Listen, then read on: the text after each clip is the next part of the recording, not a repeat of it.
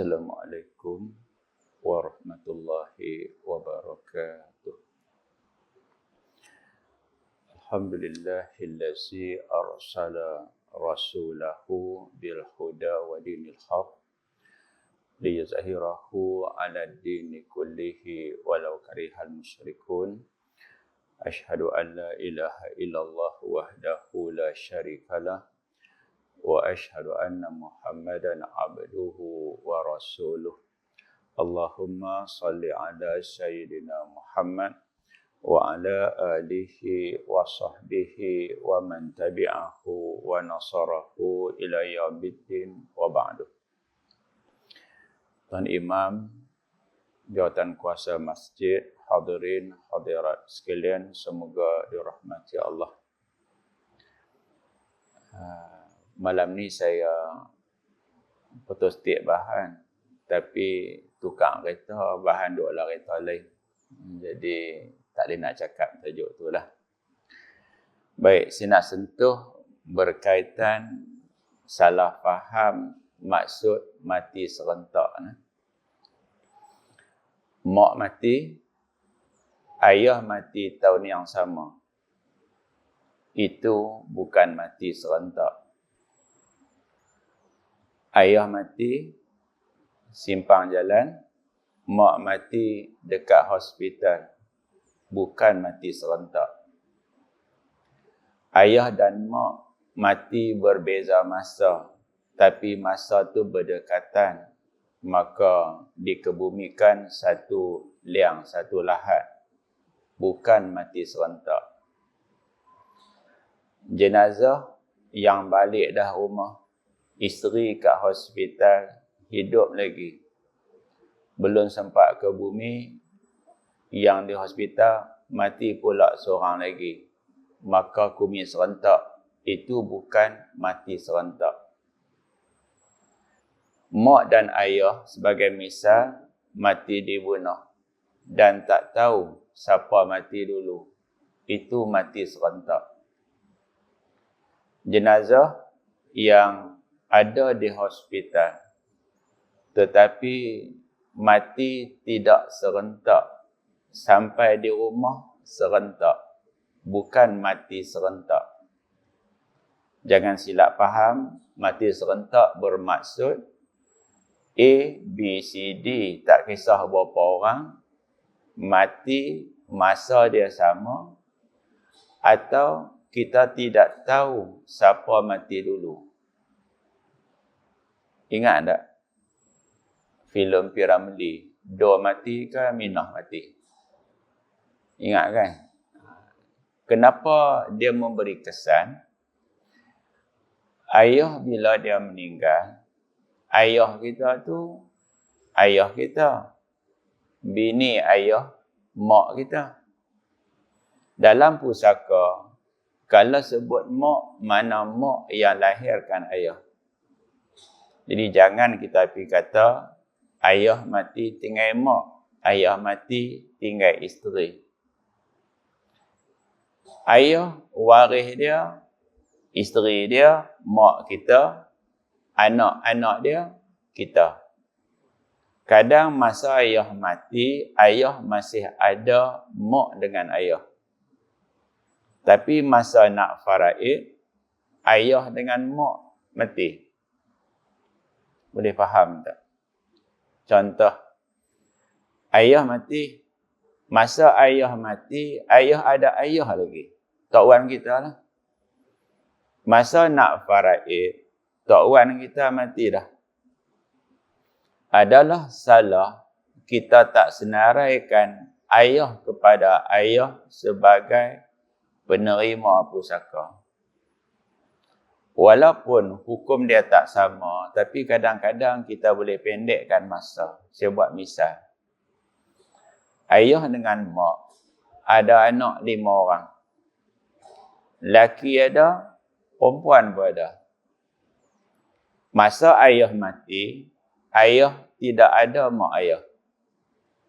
Masa mak mati, mak tak ada mak ayah. Dan mak dengan ayah yang mati masa selang barangkali berapa tahun, tapi ada anak lelaki, ada anak perempuan. Ayah mati, mak mati, campur harta, kita bahagi sekali je. Tak payah kira 2 kali. Sebab waris ayah dan waris mak adalah kesemua anak-anak dia. Tapi ingat, kalau ayah ada mak ayah, atau salah seorang, mak ada mak ayah atau salah seorang, bila ayah mati, mak tak mati lagi, kemudian mak mati, kena kira 2 kali. Juga cabang yang ketiga, siapa-siapa mati tapi dia tidak ada anak laki-laki, maka ayah mati kena faraid, mak mati kena faraid, sebab harta ayah dapat ke anak dan isteri ayah, juga abang, adik, kakak ayah. Harta mak pula dapat ke anak, suaminya tidak, juga kepada abang, adik, kakak, kepada mak. Hukum tak sama. Semasa kita hidup, tak kisah kita nak bagi duit kita kat siapa pun tak apa. Macam duit raya. Nak bagi kat anak menakan RM5, boleh. RM10, boleh. RM50, boleh. Tak kisah sebab duit tu duit kita. Tapi apabila kita mati, waris tak bebas untuk bahagi duit pusaka. Setengah orang dia suka bahagi pusaka sama rata. Sama rata boleh. Tapi bahasa perbandingan saya, ambil yak semayang, baru semayang. Faraid dulu dah siap, baru bahagi sama rata. Jangan cepat sama rata, selagi kita menyesal. Ingat, kadang-kadang faraid, tetapi berdosa sebab cara tak kena. Kalau ayah mati, tinggal tanah 2 relung. 1 relung dibaling, 1 relung dibertam. Ni, kok sini. Harga sama tak serelung? Sama tak sama? Bila tak sama, faraid tanah seorang serelung tidak boleh. Sebab tanah dibaling dengan tanah di sini, luas sama, nilai tak sama. Habis nak buat macam mana? Kita faraid pusaka atas nilai, bukan atas keluasan. Keluasan jika sama nilai, kita boleh ikut keluasan. Tapi kalau keluasan nilai dia tak sama, tak ikut keluasan. Maka apa akan jadi? Kalau nak bahagi pusaka ikut keluasan, boleh, kena tahu nilai. Apa yang akan berlaku? Anak yang dapat tanah di bertam ni, dia kena bayar sejumlah wang kepada adik dia, anak ayah dia yang dapat tanah di baling sana. Yang dapat tanah kurang nilai, dia akan dapat tanah dan duit. Yang dapat tanah tinggi nilai, dia akan dapat tanah tapi dia kena awak keluar duit. Juga apabila harta ayah yang ditinggalkan, tanah yang sifat bumi dia tak sama. Ada tanah payah, ada tanah tinggi, bukan payah. Adik yang dapat tanah payah murah. Abang yang dapat tanah tinggi mahal. Apa yang patut kita buat? Tak payah pun. Ambil tanah tinggi, tambun tanah payah. Sama-sama berkongsi duit. Cari makan, korek, tolak bagi rata. Sama-sama kongsi duit. Bila tanah dah jadi sama rata, sama nilai, kita bahagi 2. Maka kalau abang nak tanah yang molek, saya dapat tanah payah, boleh. Saya setuju. Tapi abang kena bayar kos untuk tambun tanah saya, sampai tanah saya sama nilai dengan tanah abang. Nampak tak rupa dia? Dan ramai juga yang salah faham. Bagi dia, anak yang mati sebelum ayah dia panggil patah titi. Betul. Tetapi tidak kesemua kes anak yang mati sebelum ayah jadi patah titi. Dia kena tengok sifat. Misal dia, ayah mati, anak laki-laki dia seorang saja mati sebelum dia. Itu patah titi, kadang-kadang bukan patah titi. Dia kena tengok kes.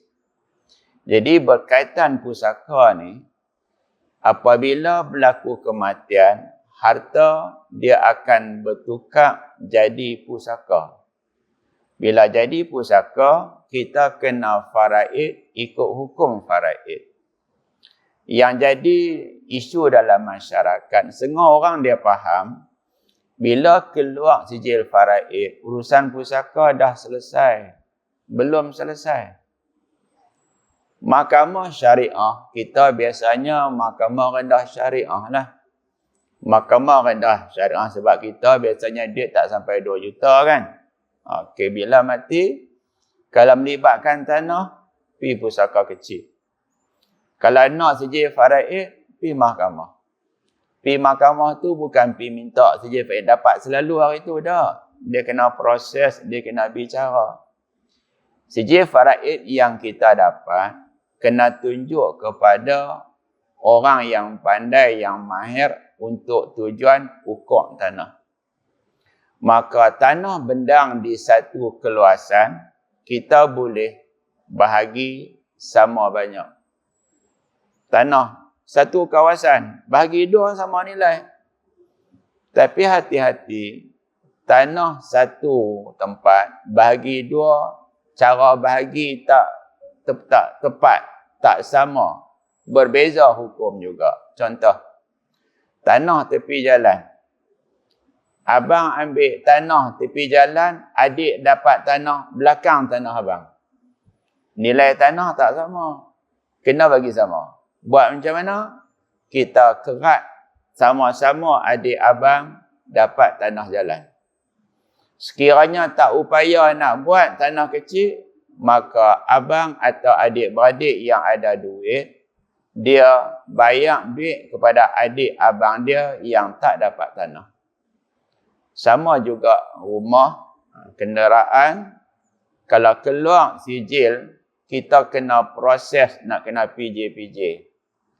Kalau tanah, kena panggil orang ukur siap, nak ukur, kena ada kerjasama. Kerjasama macam mana? Jangan kita serah pada orang ukur tanah, tanpa kita bincang. Sebab orang Melayu kita, buat rumah dulu baru faraid, betul tak? Betul tak orang Melayu kita? Masa ayah ada buat rumah. Buat rumah tak? Kanu buat tanu, buat tani, bagai-bagai. Tanah nama ayah, hak lagi teruk tanah nama tok nek. Bila nak faraid, rumah dah buat, dah duduk, dah siap. Bila faraid, kalau tak bincang, nanya tak? Kau dapat tanah, tapi tanah dia ada rumah abang. Abang dapat tanah, tapi tanah dia bawah rumah adik dia. Bincang elok-elok, ukur elok-elok, supaya masing-masing dapat rumah dan tanah bawah rumah masing-masing. Kalau rumah ataupun tanah yang tak boleh kita nak bahagi, maka kita bahagi ikut nilai. Semalam ada seorang kata, kat saya tu bukan patah titi. Saya kata macam ni. Patah titi, contoh dia anak mati sebelum ayah. Yang saya bincang semalam, ayah mati, anak tak keluar lagi. Itu bukan patah titi. Ayah mati, anak tak keluar lagi. Macam mana tak keluar? Ayah mati, isteri ayah mengandung anak terakhir. Anak yang keluar tu bin siapa? Bin ayah, dia dapat pusaka.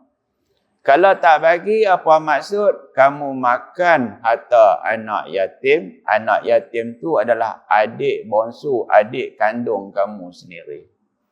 Jadi hati-hati.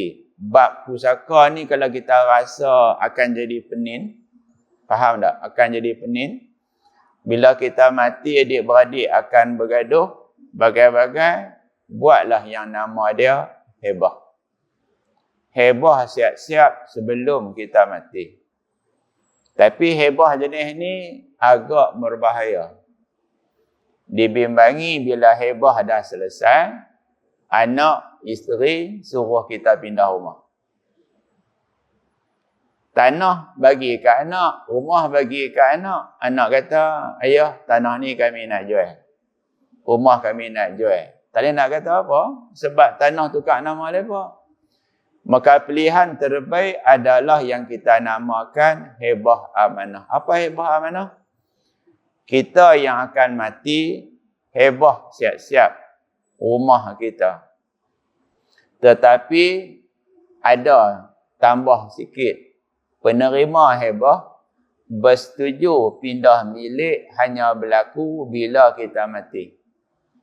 Dan kita juga barangkali sebut bila kita mati, tanah ke rumah tu nak jual, kebajikan apa yang kita nak buat. Dia ada dia punya butiran-butiran dia. Bagi mereka yang ada anak perempuan, sahaja dia tentu fikir benda ni. Anak laki-laki tak ada. Anak perempuan saja fikir. Saya rasa kita semua kenal tak adik-beradik kita? Ada tak adik-beradik kita macam adik-beradik? Ada tak adik-beradik macam adik-beradik? Adik-beradik yang bagus tu lah. Ada tak adik-beradik kita macam orang? Adik-beradik kita macam orang? Apa dia? Adik-beradik tapi tak bercakap. Bahasa kita ni susah nak cakap lah. Orang baling. Kalau dia kata bukan orang, tu mana adik-beradik? Faham tak? Faham tak? Tu Pak Long tu bukan orang. Apa dia bukan orang? Bukan orang lain. Adik-beradik kami. Maksud mereka macam tu kita nak kata ke mana? Setiap orang bila dia bercakap, dia ada nilai bahasa dia tersendiri. Bagi kita nak masuk kepada kitab. Tak silap saya muka surat 7. Kita ngaji kitab ni tahu tak sebab apa? Law ni jual beli pelik-pelik tak jual beli? Pelik-pelik tak? Kadang-kadang berlaku kan? Anak kita dapat satu bungkusan. Bungkusan tu apa dia? Kain tudung, baju bagai-bagai. Anak kita dia akan pergi tengah padang. Ambil gambar sekian. Dia jadi influencer. Dia tak jual produk, tetapi dia iklan produk. Ada? Lah ni ada kan? Orang jual barang tapi barang bukan barang dia. Ada tak? Kita tak terfikir dulu, betul tak? Tak terfikir tuan kedai makan, barang dia ada mutu ambil. Mutu ambil. Hak mutu ambil, tak bayar duit kepada orang kedai makan tu. Tetapi pembeli bayar duit kepada Food Panda. Hak terbaru dengar tak? Bekai. Oh, macam-macam ada.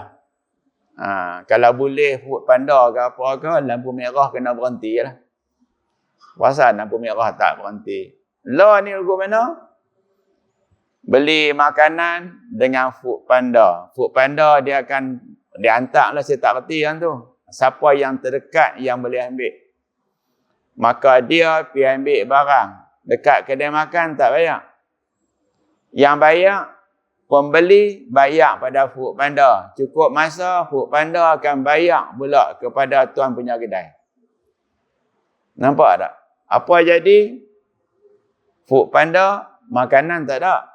Makanan ada di kedai. Kita beli dengan Food Panda. Food Panda bagi arahan. Mutu ambil, pentak rumah kita. Apa hukum? Sebab tu kita nak kena mengaji bab jual beli law ni. Kerap kali kita beli barang bukan dengan tuan barang saya tak? Pasar Raya Maidin. Kita beli barang dengan tokek dia ke? Tokek dia siapa dia? Nuh, hak masa banjir dulu, ingat tak banjir? Lepas pakat ceroboh ambil barang tu, ambil barang ni kan? Hak yang cakap dia kata saya halalkan apa-apa yang telah dia ambil. Itu token dia. Beli barang sebenar dengan token tu. Saya nak tanya, mampu tak token tu nak jual barang? Bila tak mampu, dia guna siapa dia? Dia guna wakil dia ialah cashier dekat pasar raya tu. Baik, cuba tengok. Orang yang membeli juga orang yang menjual mesti punya kebebasan untuk membeli dan menjual. Saya nak beli. Jangan ada orang paksa saya. Tuan punya barang nak jual. Jangan ada orang paksa dia. Walaupun tak boleh paksa, tapi kadang-kadang kena paksa juga sebab membawa mudarat. Saya misalkan sikitlah. Suami isteri bergaduh. Selalu kena sepak terajang si isteri ni. Dia tetap tak mau cerai isteri dia. Isteri mengadu di mahkamah. Apa akan berlaku? Suami diperintah cerai isteri dia. Dia tak mau cerai juga. Maka hakim akan ceraikan isteri. Asalnya, suami cerai isteri. Hukum bertukar jadi macam mana? Hakim cerai isteri. Hukum boleh berubah. Samalah juga keadaan dia. Kita tak boleh dipaksa jual tanah. Tak siapa boleh paksa aku. Tetapi tanah boleh kita paksa jual untuk maslahah umum. Contoh dia, jalan nak dilebarkan. Semua orang guna tak jalan tu? Semua hospital perlu dibesarkan. Semua guna, contohlah simpang-simpang jalan. Perasan tak trailer? Dia nak kona kiri tapi dia ambil jauh ke sebelah lain. Sebab dia nak paut steering dia tu, ketelak tayar belakang masuk dalam longkang. Perasan tak? Banyak banner-banner kat tepi sembot-sembot, trailer tarik kena belakang dia. Awak jadi macam tu. Sebab dulu kenderaan pendek, kenderaan panjang. Maka dia kena ambil set, dia nak kona. Bila nak kona, jalan raya kena berbesar, melibat tanah orang. Maka rakyat, tuan punya tanah, dia boleh dipaksa jual, tapi jual ikut harga pasaran. Ikut harga pasaran, cuba tengok. Maksudnya apabila seorang menjual atau membeli, dia melakukannya dengan kemahuan sendiri. Tak ada siapa paksa dia. Dengan sepenuh kebebasan dan kerelaan untuk melakukan urusan tersebut. Ada dalil dia. Dalil dia apa dia? Illa, melainkan. Kita terjemah kecuali. Bolehlah. Pendek saja bahasa Arab, no? Illa, melainkan. Atau kecuali. Maksudnya, jual beli tidak boleh. Melainkan yang boleh tu macam mana? Illa, kecuali antakuna tijaratan. Ingat nah, tijaratan ni kalau tengok ejaan, jim ada alif madah tak? Jim ada alif madah kan? Itu tulisan Al-Quran macam tu. Kalau tulisan biasa, ta jim ada alif. Ni semua kena mengaji Quran lah. Siapa perasan Al-Fatihah? Maliki yaumiddin. Ada alif tak? Mim? Alif tak ada. Alif yang sambung dengan mim tak ada. Mim, lam. Atas mim tu, ada alif sikit. Alif sikit tu, alif madah. Awak yang pitak macam tu. Sebab, Quran dibaca, ikut mazhab kita, Maliki yaumiddin. Ada orang baca Maliki yaumiddin. Alif dia tak baca. Itu kena masuk bahagian Al-Quran pula. Illa, melainkan antakuna tijaratan. Tijaratan tu perniagaan jual beli antaradin. Sama-sama reda. Kita beli barang. Kita rasa macam mana? Duit kita habis. Tak ada masalah. Dia jual barang. Ada dia rasa apa-apa masalah? Ada tak? Kita beli barang, ada kita menyesal tak? Tak ada apa. Kita bagi duit. Pergi pasar raya Maidin, ada pergi tak? Saja-sajalah saya tanya. Macam mana? Barang mahal.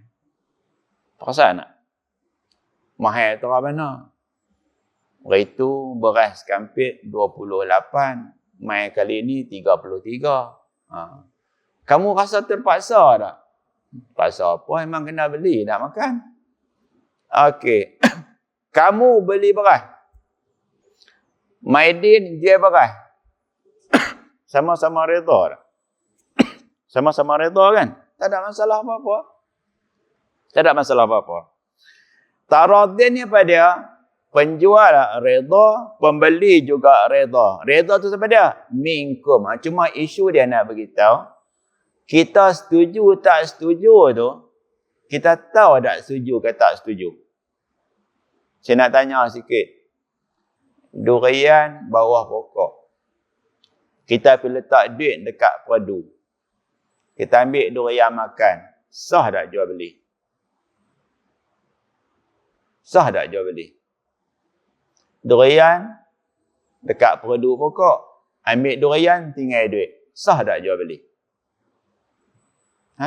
Tak sah. Sebab apa tak sah? Tuan pokok dia nak jual kan durian? Kita pun tak tahu. Kita pun tak tahu. Contoh lain pula. Seorang abang.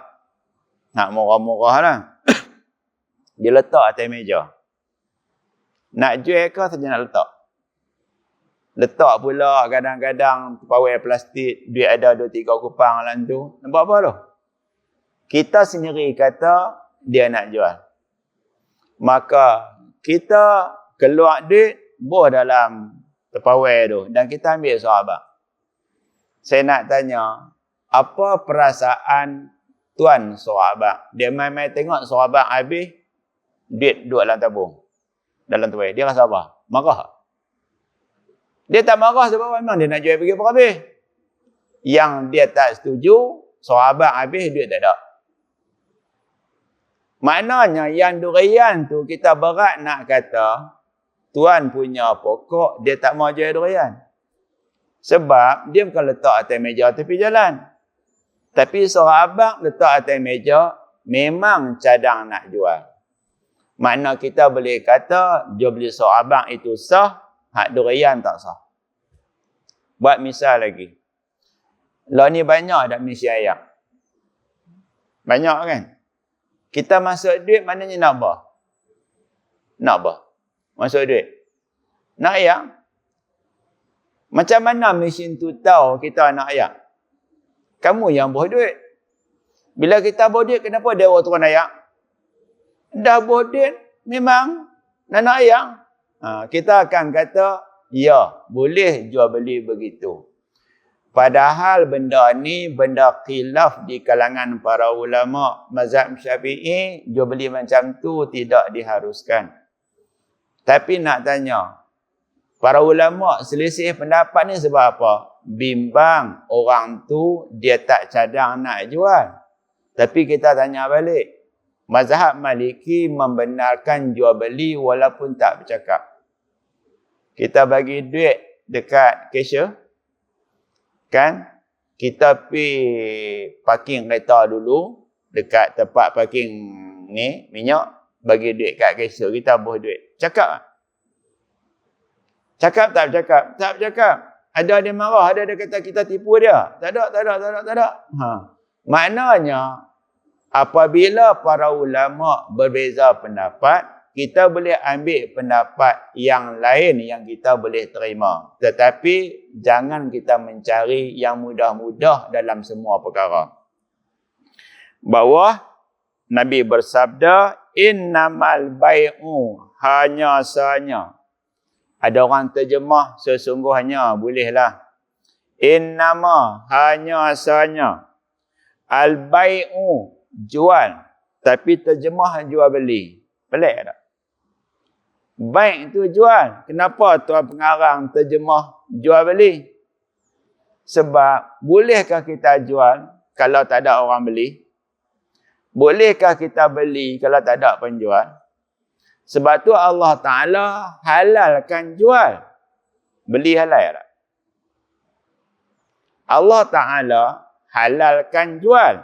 Beli halal tak? Halal. Tahu mana kata beli halal? Sebab macam mana dia nak jual kalau dia tak ada orang beli? Macam mana kita nak beli kalau tak ada orang jual? Itu cakap Allah Ta'ala ringkas tetapi kita boleh faham maksud. Lagi sambung antara din, sama-sama redha. Redha kita ni nak abang macam mana? Tidak ada siapa-siapa paksa kita. Sebab misal sikit, kita boleh terima orang transfer duit. Boleh tak? Siapa transfer? Dia. Tak ada siapa paksa dia. Nak tanya, akun kita kalau orang boleh ambil duit, nanya tak? Nanya. Baik. Akun kita orang boleh buat duit, nanya. Orang boleh buat duit, nanya tak? Boh. Sebab masuk. Tapi akun kita orang ambil duit, yang tu yang orang tak setuju. Saya nak tanya sikit lah. Law ni ada lagi tak duk bank in duit? Ada lagi tak? Kau pakai transfer? Transfer. Ada orang melawak lah. Kalau nak puasa pahala banyak, jadi pelanggan bank Islam. Faham tak? Lepas perli tau perli. Sebab nak transfer duit tu dia payah. Dia kena bersabar banyak. Lambat. Daripada pagi tadi nak transfer tak boleh. Saya panggil orang repair pintu. Betul nak bayar. Nak transfer. Tak boleh. Singgah pergi di bank. Nak beratok kan. Orang ramai. Tunggu. Jadi nak abang di sini. Kita transfer duit. Ada orang paksa tak? Tak ada. Ada password dia. Ada ID tak? Ada. Yang penting. Tidak ada sebarang tekan. Tidak ada sebarang paksa. Sama-sama setuju. Atas dasar ini, jual beli oleh orang yang dipaksa adalah tidak sah. Tapi baca bagi perhabis. Ada ketika jual beli paksa sah. Contoh dia macam mana? Si A hutang kita dan dia tak mau bayar. Dan si A ni ada banyak harta. Faham? Maka si A ni boleh dipaksa oleh hakim jual harta dia untuk tujuan bayar hutang. Tadi kata tak boleh. Ini boleh sebab bidang kuasa mahkamah. Kerana ia dilakukan tanpa kerelaan, ini kerana kerelaan pada hakikatnya adalah sesuatu yang tersirat. Kita bukan tahu. Yang boleh dikesan melalui perkataan atau perbuatan yang tidak dipaksa. Saya nak tanya sikit. Kalau orang paksa kita, hang reda. Paksa suruh kata setuju. Reda. Setuju. Reda. Kena paksa tak? Kena paksa. Reda itu tak terpakai. Okey. Adapun dalam keadaan paksaan, kata-kata yang zahir tidak dianggap sebagai keredaan yang tersurat. Bahkan kata-kata itu diragui atau tidak diterima kesahihannya, maka tidak sah jual beli. Saya nak tanya sikit. Ada tak bahasa Melayu kita cakap perli? Ada tak? Suruh ambil tapi perli ada tak? Ada tak? Kenuri kahwin kat kampung-kampung. Pukul 3, orang tak apa nak banyak dah. Kan? Orang pun main lama-lama sekali. Kan? Ada tak orang duk pergi cedok ayam masak merah, cedok nasi, kan? Tok rumah tengok, dia kata apa? Dia kata apa? Ni. Ambil van, undak mai, awak balik berhabis. Tu suruh kan? Kau perli. Ayat suruh tak? Suruh. Misal lain. Kita nak balik kenuri rumah mak menakan. Mak kita uzak tak boleh main. Mak menakan kita kata, mai sini. Mai. Ambil semua ni balik kat mak.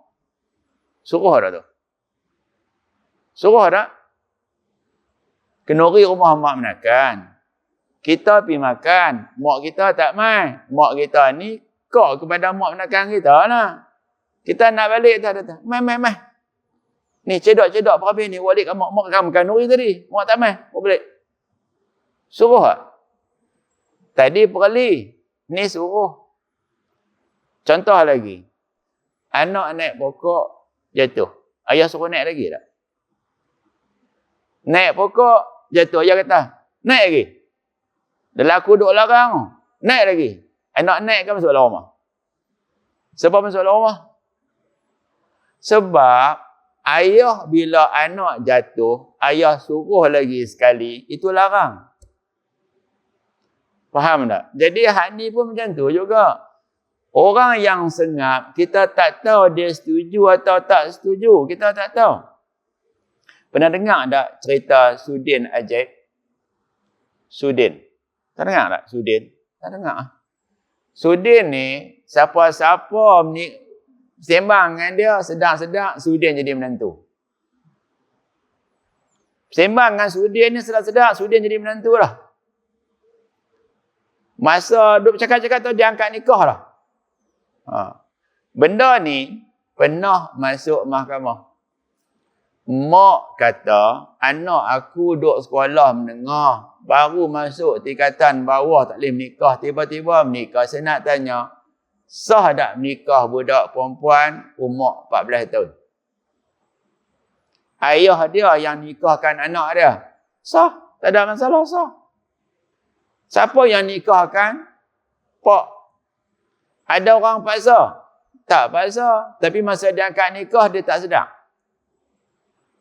Maka bila masuk mahkamah, mahkamah nak batalkan perkahwinan, tak boleh sebab surat nikah tak ada. Yang boleh batal perkahwinan ni perkara yang sah. Jadi apa yang mereka buat? Mereka keluar keputusan perkahwinan tidak sah.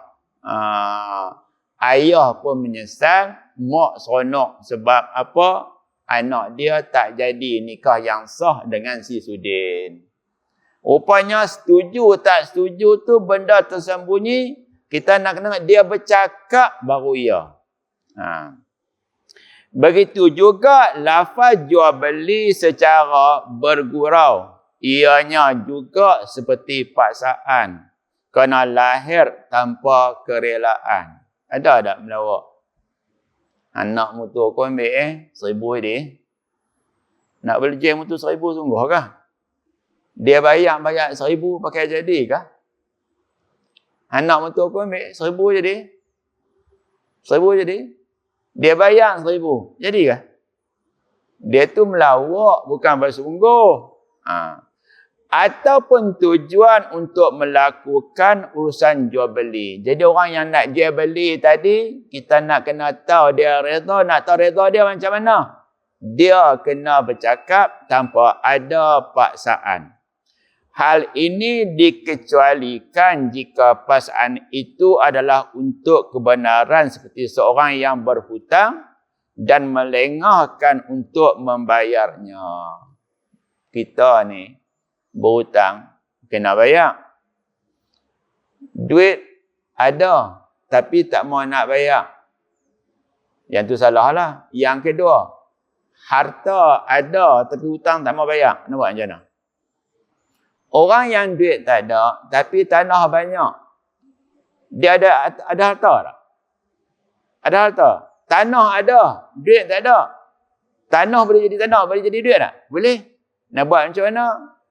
Orang yang memberi hutang bawa kes di mahkamah. Tuntut supaya tuan punya tanah ni dipaksa jual tanah supaya dia boleh bayar hutang saya. Paksa dah tu? Paksa. Siapa paksa? Hakim boleh. Asal paksa tak boleh, di sini paksa boleh. Dan dia mempunyai barangan yang enggan dijual. Tanah banyak, hutang tak mau nak bayar. Maka dibolehkan bagi hakim untuk memaksanya menjual barang tersebut untuk melunaskan hak si empunya hutang dan adalah jual beli tersebut sah. Kenapa sah? Kerana mendirikan syarat di atas keredaan orang yang berakal. Kalau tuan punya tanah tak boleh dipaksa jual tanah, maknanya yang memberi hutang tak dibayar hutang dia. Sama isu sahabat awal tadi, kalau hakim tak boleh cerai isteri dia, maka suami-suami yang suka pukul isteri, sampai bila-bila pun cerai tak berlaku. Rupanya ada keadaan tertentu, hakim boleh paksa. Baik, yang ketiga. Penjual dan pembeli adalah pihak yang berlainan. Boleh faham tak boleh faham? Jangan berlaku jual barang kat diri sendiri. Faham tak faham? Saya buat macam mana? Saya jual barang saya kat saya. Faham tak faham? Macam mana? Orang wakil dia untuk membeli barang, maka dia sebagai penjual, dia pun jual pada orang ni dan dia beli kat dia. Boleh faham tak? Dia beli barang daripada dia. Jadi, orang yang sama. Tengok sini. Maksudnya mesti wujud dua pihak berlainan yang mengikat akad tersebut. Ada penjual, ada pembeli. Penjual dan pembeli bukanlah orang yang sama. Tapi kadang-kadang bila baca habis, ada ketika penjual pembeli orang yang sama. Nanti kita akan jumpa. Ini kerana kepentingan kedua-dua belah pihak sentiasa berlainan. Saya nak tanya. Penjual dia nak untung paling bagus, betul tak? Kita nak untung untuk harga barang paling murah, betul tak? Kita nak beli barang, nak kedai hak mahal ke kedai hak murah? Hak murah. Penjual nak hak mahal ke nak murah? Hak mahal. Jadi kalaulah penjual dan pembeli orang yang sama, apa dia yang kamu buat? Kamu jual kat kamu. Kamu jual kat kamu. Tapi ada kecuali sekali lagi. Penjual sentiasa mahukan harga yang lebih tinggi dengan syarat yang kurang. Sementara pembeli pula sentiasa mahukan kualiti barang yang baik dengan harga yang lebih rendah. Saya buat misal sikit lah. Saya duk beli banyak jugalah toner-toner untuk print sekian-sekian. Mula beli di kedai RM80. Akhirnya tahu ada kedai jual toner, laser, RM50. Nak pergi kedai mana? 80 ke 50? 50. Sebab apa? Murah. Saya pergi kedai tu juga. Saya tanya berapa ringgit. Saya beli sampai 4 biji. Dia kata 30. Saya kata macam mana boleh murah sangat? Kami stok banyak. Dan kami ada alat untuk refill toner printer. Jadi kami boleh jual dengan harga murah. Kita nak ada harga murah. Nak. Kenapa penjual jual harga murah? Dia cakap senang aja. Bila kami jual barang murah, banyak ada barang orang beli. Untung mai kot tu. Jual murah, banyak orang beli. Kalau jual mahal, orang tak mahu nak beli. Baik, jual murah. Dia mai kot tu juga. Juga kerana jual beli membabitkan hukum mengambil barangan yang dibeli dan hukum memperoleh harga barang yang dijual. Cuba logik sikit akal. Macam mana kita nak beli barang kita punya sendiri? Ataupun ayah wakilkan kita untuk beli barang, maka kita beli barang kita. Tak faham? Ayah wakilkan kita beli barang. Kita beli barang dengan kita. Jadi kamu tu menjadi penjual, kamu juga menjadi pembeli. Mana boleh? Semua perkara ini membabitkan beberapa tanggungjawab yang mungkin akan saling bertentangan. Akan ada orang tipu tak?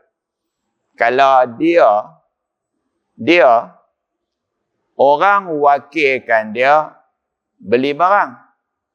Maka dia beli barang dengan dia. Faham tak faham?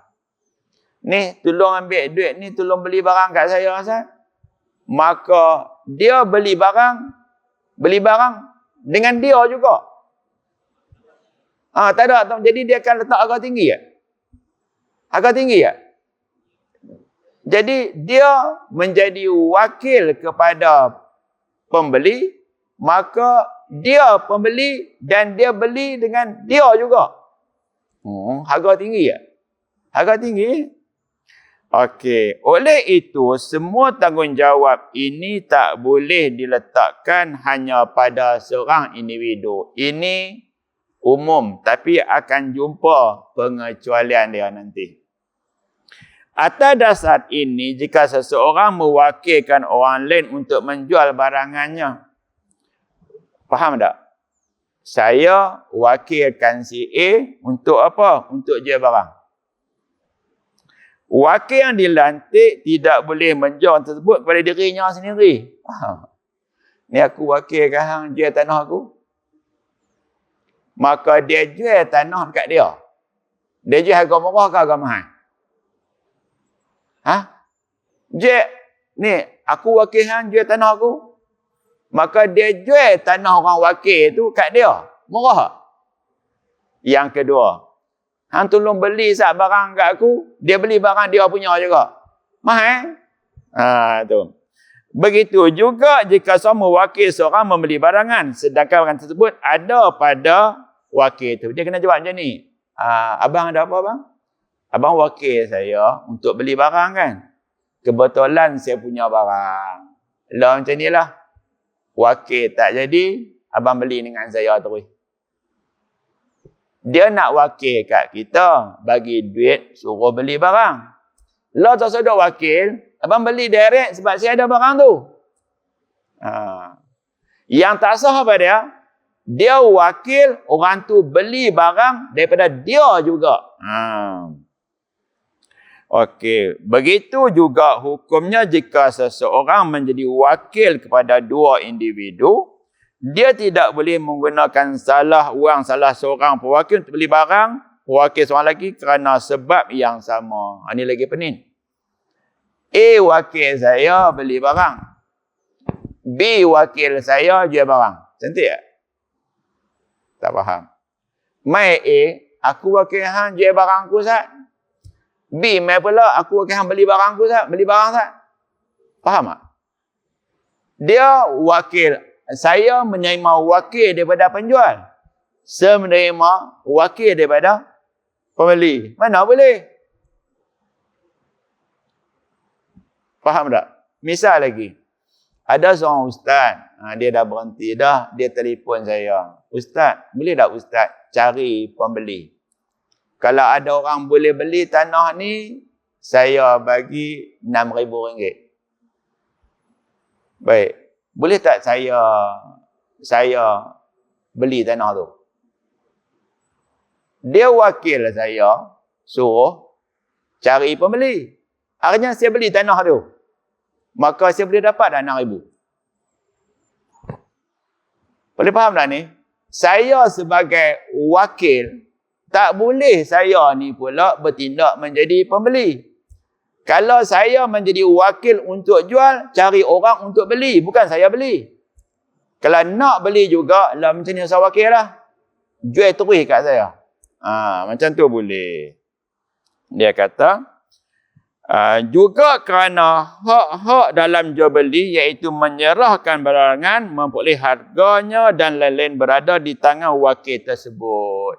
Maka yang menjadi wakil penjual, dia akan jual barang harga paling tinggi. Yang menjadi wakil pembeli, dia akan minta nak beli paling murah. Saya nak tanya apa akan jadi? Apa akan jadi? A, wakil dia jual tanah. Orang ni wakil dia cari tanah. Ada kepentingan tak? Bila jadi macam tu, dia boleh menerima wakil daripada satu pihak sahaja. Tidak boleh dia pegang dua tugas. Oleh kerana jual beli kadang-kadang memerlukan penilaian dan pertimbangan sebagai seorang penjual dan pembeli, bateri habis. Maka tidak mungkin orang sama boleh memainkan kedua-dua peranan dalam satu masa. Faham tak? Bateri habis. Okey, dengar elok tak? Dengar tak? Okey. Jadi beginilah. Seorang penjual, dia ada kepentingan. Seorang pembeli, dia ada kepentingan. Maka tak boleh berlaku penjual tu, dia menerima wakil daripada penjual yang betul, maka dia jadi penjual, dia jadi pembeli. Tak boleh. Namun hukum ini dikecualikan dalam kes jual beli yang dijalankan penjara itu bapa ke atas harta anaknya yang tidak berkemampuan menguruskan hartanya sendiri. Clear tak sini? Saya cakap suara tak tinggi. Tadi kata tak boleh. Ni boleh. Kenapa boleh? Ayah ada anak kecil. Dia reti tak nak jaga kebun. Tanah kebun tu main mana? Okey.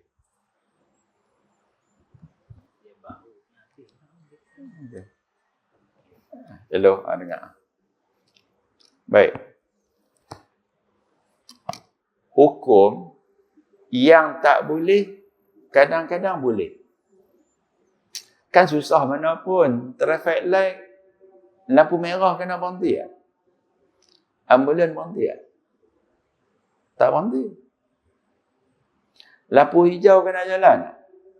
Jalan. Polis tak pergi jalan. Kena berhenti tak? Kena berhenti. Oh, tadi kata seseorang menerima wakil daripada penjual untuk cari pembeli. Maka dia menjadi penjual, dia juga menjadi pembeli. Tak boleh. Di sini boleh. Boleh macam mana? Misal, Tok Wan sayang kat cucu. Dia bagi kebun rian kat cucu tu. Cucu tu duk buat apa? Mengaji tadika, mengaji pasti. Cucu tu. Tapi jangan buat main. Dia kaya, dia ada dusun rian. Bila ada dusun rian, siapa jaga dusun rian? Tok Wan bagi, Tok Wan tak larang lah. Siapa jaga dusun rian? Ayah budak tu. Ayah budak tu kadang-kadang menantu Tok Wan. Kadang-kadang anak Tok Wan. Anak kecil mengaji tadika pasti. Larak dan nak kutip durian. Kaki naik motor pun tak sampai. Maka apa berlaku? Seorang ayah yang menjaga harta anak, dia boleh membeli durian anak dan dia jual durian anak. Faham tak?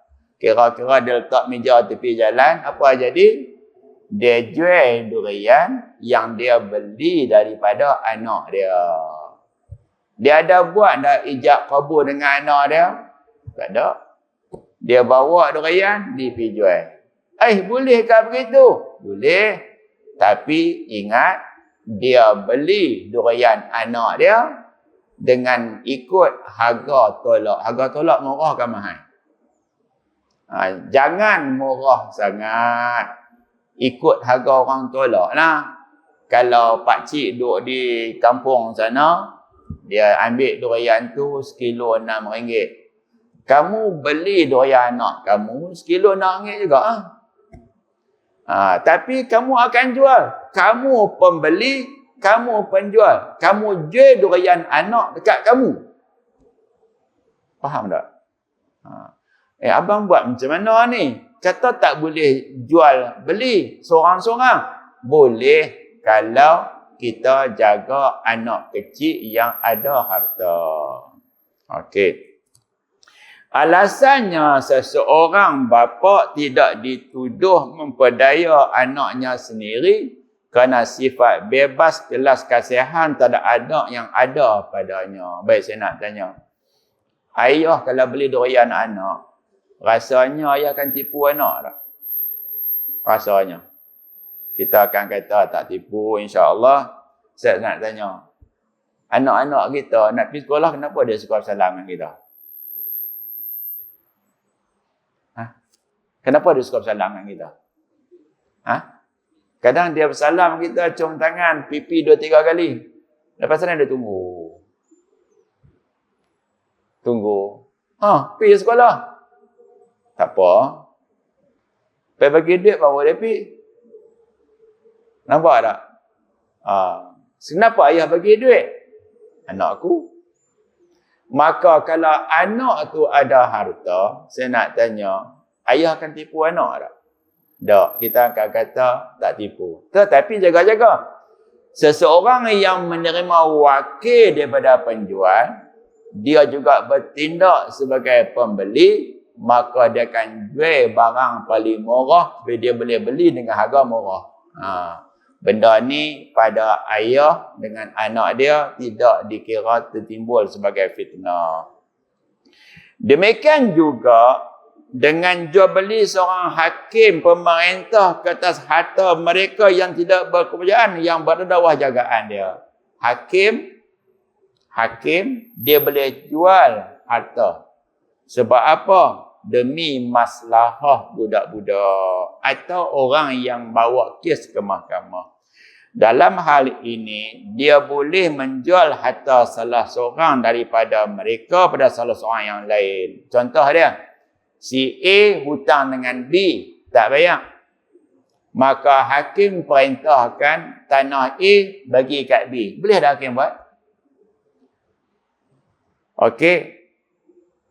Si A hutang dengan si B, tak mau nak bayar.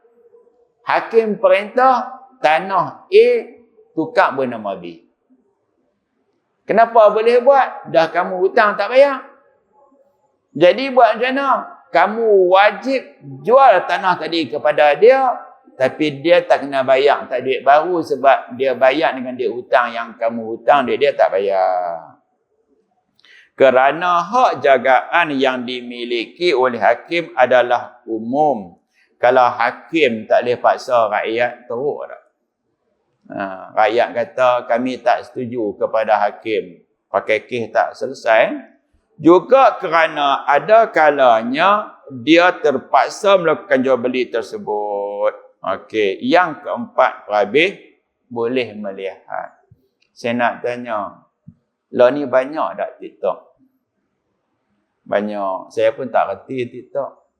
Kita suka kutip-kutip orang kata hanya ni sekerat-sekerat. Saya buat perumpamaan lah. Orang yang mengaji sekerat-sekerat ni, macam orang cari kayu dalam waktu malam, lampu tak bawa. Cari kayu api, waktu malam, torchlight tak bawa. Yang dia kutip tu ulak barangkali tak? Barangkali. Hani juga macam tu. Dia jual barang yang dia sendiri tak nampak. Macam mana dia nak jual? Apa yang dia bagi? Dan yang kedua, orang tu bayar barang yang dia jual. Macam mana dia nak tahu? Ni. Tidak sah jual beli bagi orang yang buta kerana wujudnya kejahilan yang ketara. Tapi lah ni ada alat dia kan. Dia pegang bagai-bagai. Maka dia perlu mewakil pada orang lain untuk urusan tersebut. Wallahualam. Kita jumpa dah stesen. Rukun yang kedua, sirah. Pernah dengar tak sirah? Sirah apa dia sirah? Lafaz akad jual beli. Allah ni banyak dah tak pakai. Dia hanya pakai senyum saja pun ada juga. Tapi kedai-kedai kat kampung ada lagi tak? Ada tak? Cina-Cina kat kampung. Saya jual ji. Dia semua dia panggil ji. Cikgu, saya jual. Tahu mana cikgu? Ada pen di poket. Cikgu. Masih ada lagi sampai sekarang. Wallahualam. Bismillahirrahmanirrahim. Allahumma hdina wahdi bina waj'alna sabilan liman ihtada. Allahumma ja'al jam'ana haza jam'an marhuma wa tafarruqana bi ba'dhi faruqan maksuma. Wassalamualaikum warahmatullahi wabarakatuh.